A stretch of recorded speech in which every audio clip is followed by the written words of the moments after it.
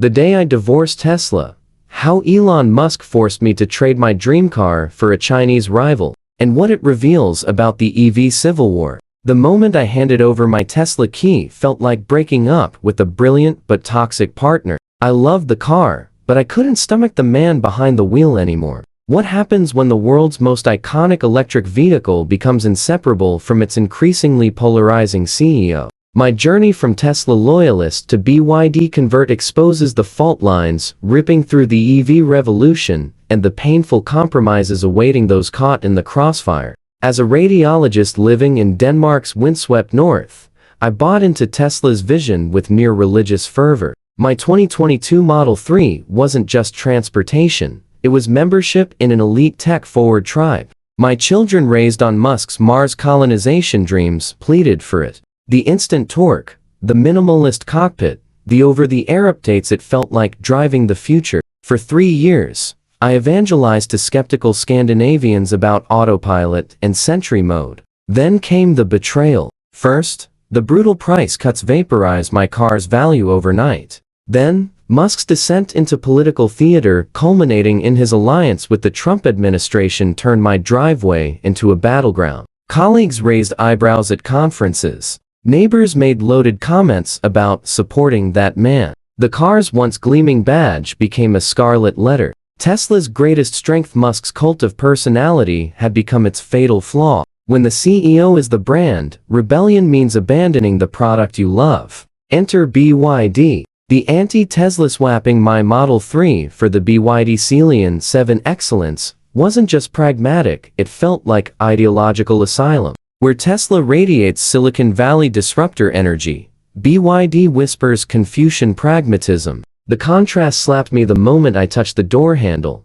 The body, Tesla's infamous panel gaps and winter door freezing vanished. The Celion's Mercedes-grade solidity makes the Model 3 feel like a brittle plastic toy. No phantom sloshing sounds, no dashboard rattles, just eerie silence. The soul, BYD's conservative engineering prioritizes tactile satisfaction over digital dazzle. Actual buttons. A head-up display projecting speed onto the windshield. A traditional key fob. After years of Tesla's swipe to brake minimalism, these felt like luxuries. The conscience, driving a Chinese EV in Europe, carries its own cognitive dissonance. But BYD's relentless focus on build quality over performative tech mirrors Europe's engineering ethos. As I told skeptical friends, they're building appliances, not iPhones on wheels. The ghosts in the machinate for all its virtues. The BYD forces agonizing trade-offs. Death by 1,000 paper cuts. Locking the car requires pressing a physical button like some Neolithic peasant. The charger flap won't auto-close, leaving me looking like an idiot who forgot to shut it. The app lacks Tesla's granular control, no scheduling defrosting during Danish winters. Software Siberia. BYD's interface moves with the urgency of a dial-up modem. Where Tesla anticipated needs, BYD waits for commands. No Santa mode for my disappointed kids. No seamless phone as key integration. The phantom limbs later, I still reach for non-existent touchscreen controls. The BYD's competent driving dynamics can't replicate Tesla's addictive instantaneity, that sensation of surfing a silent electric wave. The uncomfortable truths: my garage revels me driveway now hosts a microcosm of the global EV war. The CEO is brand killer. Musk proved that founder worship is a Faustian bargain. When leadership becomes radioactive, even superior engineering can't retain customers. Tesla's value isn't just in batteries, it's in cultural capital. Musk is incinerating China's stealth conquest. BYD isn't competing on gimmicks. Their Mercedes benchmarked build quality exposes Western EV makers' hubris. While Europe frets about tariffs, Chinese engineers study German precision. My Celion's flawless paintwork is their silent manifesto. The great uncoupling. Consumers now face impossible choices.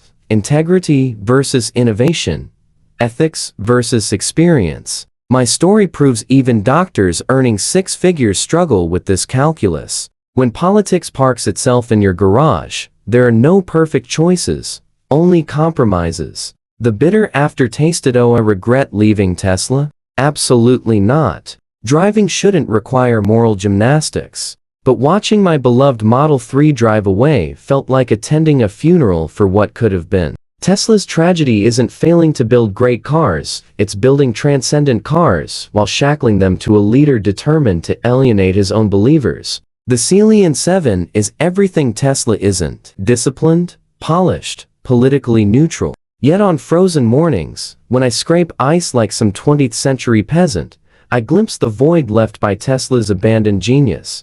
BYD gave me refuge, but not transcendence. The revolution's dirty secret: you can divorce the CEO, but you'll always miss the magic he created. For now, Raj hosts an uneasy peace between principle and performance. But as Elon's rockets blaze toward Mars while his cars rust in driveways, one truth echoes: in the war for the electric soul, there are no winners, only survivors choosing their trauma.